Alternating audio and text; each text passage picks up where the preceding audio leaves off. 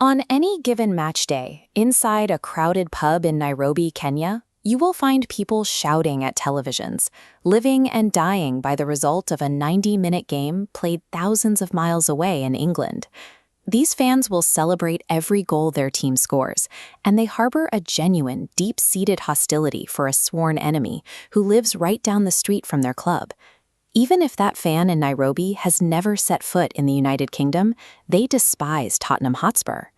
Football clubs were originally hyper-local institutions, representing the specific people who lived within walking distance of the stadium.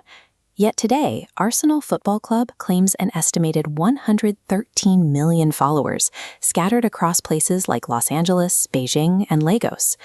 To unite a group that large across such vast physical distances, you need what sociologists call an imagined community. It is a shared cultural identity that allows strangers who will never meet to feel absolute solidarity through digital connection. But a digital community cannot survive on broadcasting rights alone. To command that kind of global devotion without physical proximity, a club has to function a lot like a religion.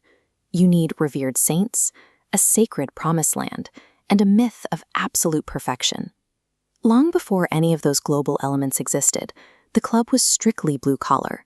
It was founded in 1886 by a group of workers employed at the Royal Arsenal, an armaments factory in Woolwich, South London. By 1913, facing financial trouble, the club made a controversial decision to pack up and move across the River Thames into North London.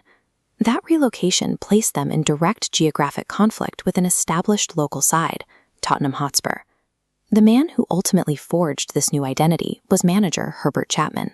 Arriving in 1925, he modernized the club's training, introduced numbered shirts, and heavily emphasized analyzing opponents on the team bus, turning a struggling squad into a highly regimented, dominant force. The physical anchor for all of this was Highbury Stadium.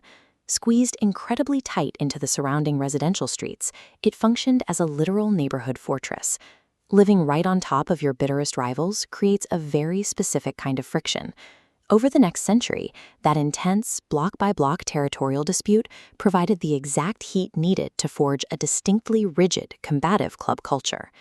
Then, in 1996, a French manager named Arsène Wenger arrived and immediately overhauled the system. He threw out the drinking culture, brought in strict dietary practices, and completely rebuilt the scouting networks. He inherited a core of local academy graduates, men like Tony Adams, who spent 19 years at the club and fully embodied that traditional, hard-nosed, relentless North London defensive grit. Wenger paired that local steel with highly technical foreign superstars. Players like Dennis Bergkamp arrived and elevated the team's tactics, bringing an elegant, almost balletic style of play to English football. And leading the attack was Thierry Henry, a French striker who would go on to score 228 times, setting the all-time club record and becoming the global face of this devastatingly fast offense. Tracking the 2003-2004 season reveals a statistical impossibility. Over 38 matches, the squad secured 26 wins, 12 draws, and 0 losses.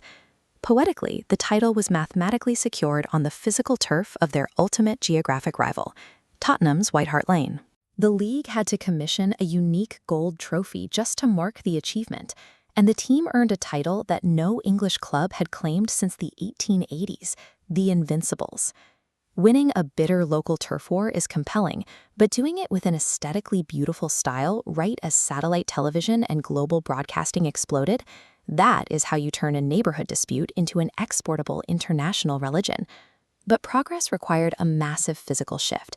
By 2006, Highbury was simply too small to generate the revenue needed to compete at the highest level, forcing the club to leave their historic home for a sprawling new 60,000-seat arena nearby. The new stadium was financially necessary but felt sterile. To fix this, the club launched the Arsenalisation project, building shrines, monuments, and bronze statues of players like Thierry Henry directly into the concrete to inject the club's historical soul into the new architecture.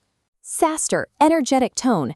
Yet, while they were pouring concrete in London, the true identity of the club was detaching from physical architecture altogether. It was migrating into the digital sphere, becoming a culture that anyone, anywhere could download and adopt. Today, through global television feeds, social media platforms, and fan blogs, A teenager in Los Angeles or a patron in a Nairobi pub can learn the exact same stadium chants. They experience the exact same highs and the exact same crushing defeats as a season ticket holder sitting directly behind the goal. The 2003-04 Invincibles set a benchmark of sporting perfection that doesn't need to be tied to a specific piece of grass. It lives forever online as a foundational myth, proving that with the right story, a local neighborhood football club can successfully colonize the minds of the entire world.